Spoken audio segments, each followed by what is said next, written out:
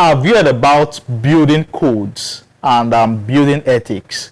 And do you know how building codes affect the kind of development you have on your land? Building codes affect the kind of structure you can have on your piece of land, be it 300 square meter, 500 square meter, or 1,000 square meter. This is what we'll be discussing about today.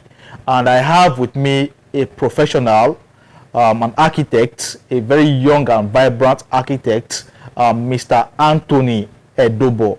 And he has undertaken so many projects in Epe and Ibejuleki. So today he's going to be sharing part of the wealth of knowledge he has. He's going to be sharing it with us on our platform.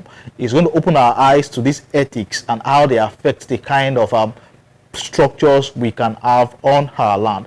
I remain Patrick, your realtor, and welcome to this channel where we discuss topical issues affecting real estate in Nigeria, Lagos most especially. If this is your first time seeing our content, you're very much welcome. Like our videos. When you like our videos, you make our contents reach greater audience. More people see our videos, learn from it, and make wise and informed decisions buying real estate. Do not forget to subscribe to the channel and also turn on your notification button so that each time we drop a new content, you will be the first to see our videos. If you're a first-time viewer, you can go through our past contents. We have more than 130 videos on this channel telling you about real estate and opening your eyes, and I'm giving you a sense of direction investing in real estate in Nigeria. When you see our videos, definitely you don't make mistakes buying real estate. When we come back, we'll be discussing in full details building ethics and how they affect the kind of structure we have on our land.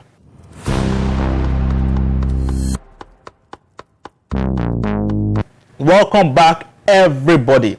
So today we'll be looking at building ethics, building codes, and how they affect the kind of structure we have on our land, be it 300 square meter, 500 square meter, or 1,000 square meter.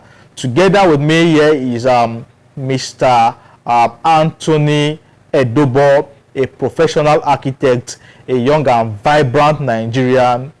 Why have you not Japan? Let's start from there. Why have you not run away from the country? Because you have a country. Okay, so for those who have gone abroad, you are staying back so you can help them develop their properties, Abi. We'll get to that point where you would tell them what you do. So, okay, but they know you are an architect. So the first question I would ask you today is, what are building codes? What are building codes? Good day, everyone.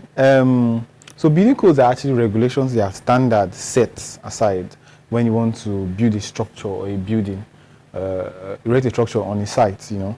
So these building codes, they vary from the room size to the height of your building, the offset, and so many other things. Take for example now, if you're building, or in a 300 square meter or anything, the offsets from the perimeter fencing to the building. Let me use Lagos as an example. If you're building in a place like Ikoyi, VI, Lekki Phase 1, Abuja, the offset from the side of from the perimeter fence to your building should be nothing less than 3 meters. 3 meters. But from the front of the building, from the gate to the building itself, should be nothing less than 6 meters. Now, if you're building in a place, and that's because of the kind of the land size. Now, in a place where we like Scheme 2, Awoyaya, where we have bigger land sizes, the minimum distance from your perimeter fencing to your building is 6 meters, and from the main gate to your building itself is 9 meters. So that's one of the building codes we have. We also have the one that is also very common. A lot of persons make mistake.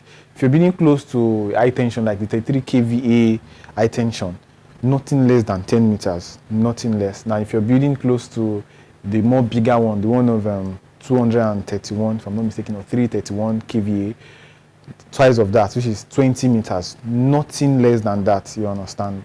So these are one and some of these numerous building codes we have. Aside the safety, the other safety parts where you have to put on your safety boots at all time on site, your reflective jacket, you know, and there's the helmet too that identifies everybody on site. If you're working on a big site, The architect needs to be on white. The machine operators need to be on green. Those that work in the electrical department, they need to be on yellow, you know, and so many. There are so many. The safety people, they are always on ash helmets. Okay. So there are different helmets, their colors and everything. Yes, for different sections where we identify each and every one of us. What colors do realtors wear? You just mentioned the architect. What colors do realtors wear? The realtors they wear color rifto. Okay. Jokes apart, okay. The realtors wear white because they are visitors. You understand? Yes. Just like every other visitor. Yeah, just like visitors. The next question I'll ask is: do these codes vary from state to state, or there is a general rule of thumb that covers the federation? Yes, actually, these codes they vary from state to state, and there's one or two general rule that applies to everybody. Now, in a state like let me use the example. Say I'm from Edo State. If you actually do a setback of 2 meters, it's allowed. If you take the town planning, they will allow it. If you do the setback of 1.5 meters, they will allow it. You understand? So, but in Lagos, if you do anything less than 3 meters, unless you want to mago the way through. Okay. Yes. So, except that is like the standard. So each state has its own standard. In those states too, for normal residential building, where Lagos is using 3, although in those states is using 6 meters setback. So the thing actually varies. But one thing that each state follows that you can't compromise on that standard is you must not build on 50% of your land. No matter what, if you're using a 300, 600 square meter, you must build on less than 50% of your land. So you are saying if I have a 500 square meter of land now, I cannot build on more than 250 square meter of that land. You can't even build 250 square, not talk of more than. Okay, I cannot build 250 on 250 So square. what will you use the other space in the land to do? Yeah. What would they be for? Yes, those other spaces that Knowing how land is very valuable. I buy a land of 30 million naira. And you're telling me I cannot build everywhere. No, you can't. On my land. No, at all. So what do we need to know? Yeah, so on not building on 50% of your land is because you need to create spacing. You need to plan it very well. Like wherever you're digging your sockaway, you cannot dig your borehole in that same area. Okay. In any way, it has to be very far apart. Now imagine where you are building sockaway and you're building borehole in different areas.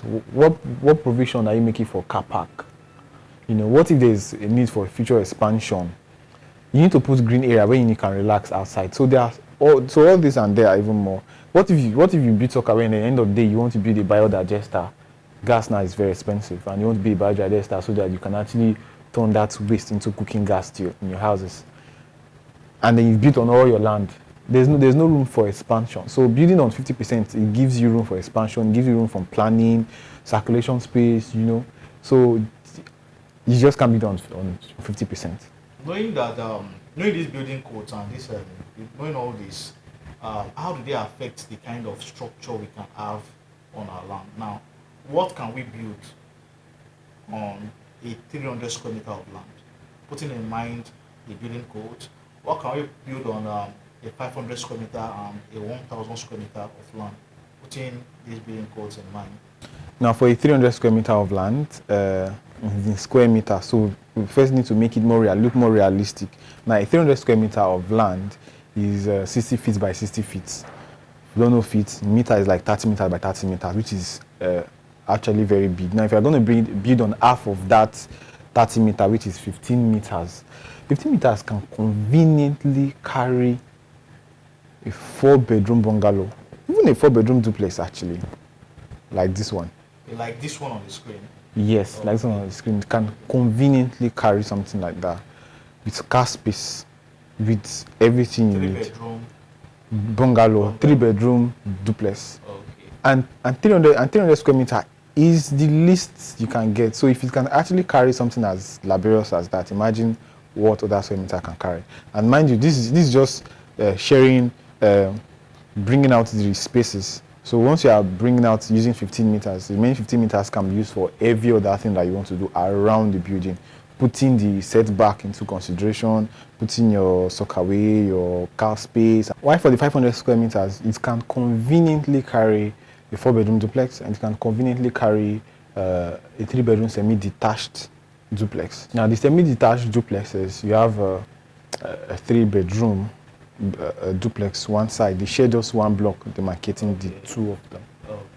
And also, this building conduct and code, they are very, very beneficial, because if you don't follow some of these conduct or code, like take for example now, the one where you have to build at least 10 meters from the 33 kV high tension distribution. Once there is a turbulence or a wind, you are building directly under or very close to, your life is at risk. And these building regulations and code are meant to actually guide us in terms of building, because if you're not careful, we'll make some certain kind of mistake we're not supposed to. Take for example, building, like some persons, we've probably seen a lot of videos where a lot of persons have been electrocuted because they build close to the normal electric pole.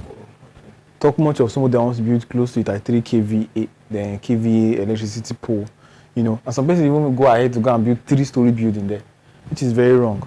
In those instances, if you are even building close to a 33 kVA electricity distribution, it should be 10 meters, and your building should not be, you should not even build a story building. If I told you are building a story building and you are observing that distance, your building height should be at most 6 meters. You understand? It should be at most 6 meters. It shouldn't go too high, because these things at the long run are meant to actually guide us and protect us. I understand everything you've said now, but in reality, I just feel all these exist in theory when it comes to building codes, and if people actually abide by these codes. Because if I should use the house I live as an example, in fact, the owner started his building from the back. Wow. Till he almost got to the gate. Wow. And the septic tank was just was basically carved that was carved out in front of the house, and the car park is just by the side. All those kind of house whereby you build almost everything on this side, and you just leave like an L shape is what is left. Yeah. The car park and the septic tank. Yeah. The septic tank, we could also park cars on top. So I know this is actually wrong, but is there any repercussion, or will this actually, if we should go by law, would you actually get your building approval going against building ethics or building codes? How come the people actually build this kind of way and still get away with it? Actually, the actual truth is a lot of persons do these things, and if you notice, quite very recently there've been a lot of demolition. Yeah. And Lagos State have been moving around now. They've been closing down a lot of buildings, and the fine has been very, very heavy. So there are actually repercussions in terms of your house will not be conducive, it will not be well aerated, it will not be well lit, in terms of light, in terms of ventilation. It will be very congested. Yeah. Actually, it will be very congested. So those that are living there are going to suffer it. And then when the Lagos State government comes, they see your building, you're going to pay heavy fine for it. So on the long run, it's just advisable, even if you want to break standard, we are Nigerians, fine. Even at least, let it be conducive, for the setback and every other things. So on the long run, these things are actually meant to make us, give us comfortable environment and housing. Like you said, some places where they build their soccer way, and then they now say cars park on top. It's very risky. It is very risky, actually. Imagine the soccer way now collapse, because and aside that, if you are building close to a road, the vibration from those roads, especially now that Lagos State now they've adopted a very good and safe means to build roads now. They now use concrete, which is actually very, very advisable. If it was then when we use the normal quota, the vibration you can see, you can actually be in, there's some houses that you can be in like this when you are close to a federal road.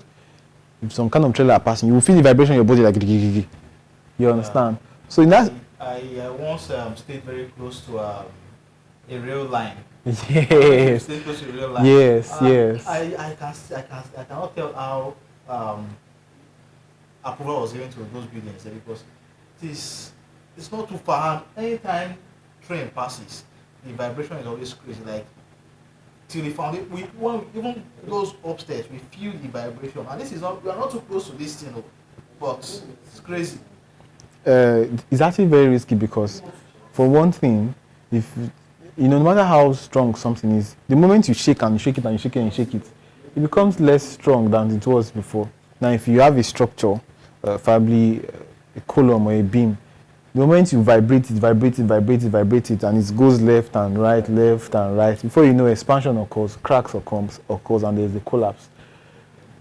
The type of reinforcement you use close to a major road is not the kind of reinforcement you use once you are inside. Okay.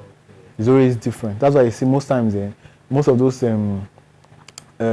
shopping complex, shopping mall that is close to a road, the columns are extra big. Yeah. And if you see the kind of irons they use, they are very big because those vibrations, they are evenly distributed and they are transmitted back to the ground. So, and aside that's like the technical aspect. So, but if there's a proper offset before those vibration gets to that particular place, it would have reduced. So the tensile strain of the vibration coming from that road would have been absorbed and distributed back to the ground. So these are many of that. So imagine somebody that's using probably 12 mm instead of 16 mm. Some places use 12 mm. Okay, 12 mm, you might actually do it and then you make it like a rectangular form and all that. Some even, 12 mm, use 12 mm and they make it square. And then you are close to a major road like Awaya. Once 2 or 3 trailer passes, before you know, you start seeing crack. And then maybe the building is now very compact to each other.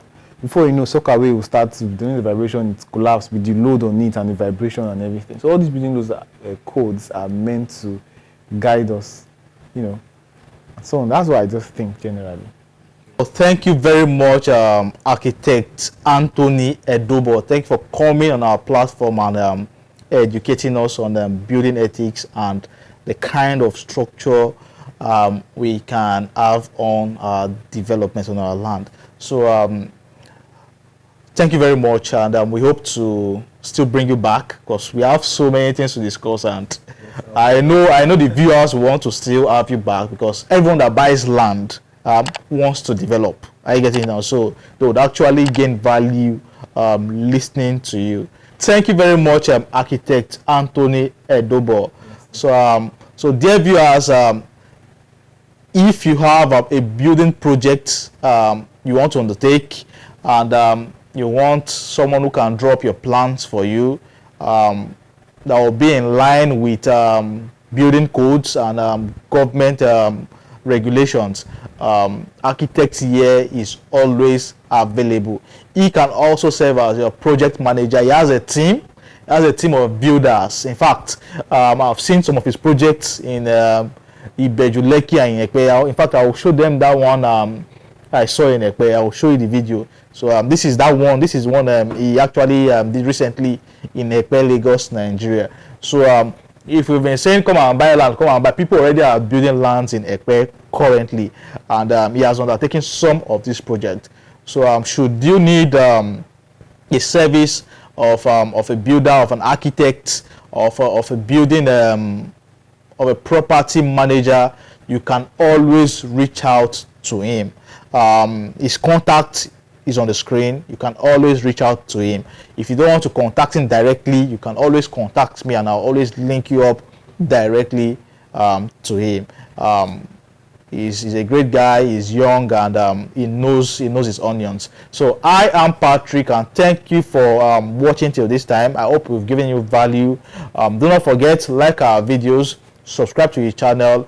Until we see you again, keep investing in real estate. Do not forget, for consultation, for advice, for listings on lands and houses in Lagos, in Ibejuleki, in Ekpe, reach out to me, and be rest assured that safety and due diligence is our watchword. Would always introduce you to properties that are safe, secure, and guarantee you high returns on investment. Until we see again, do well to stay safe, and peace. Do peace. We always do peace.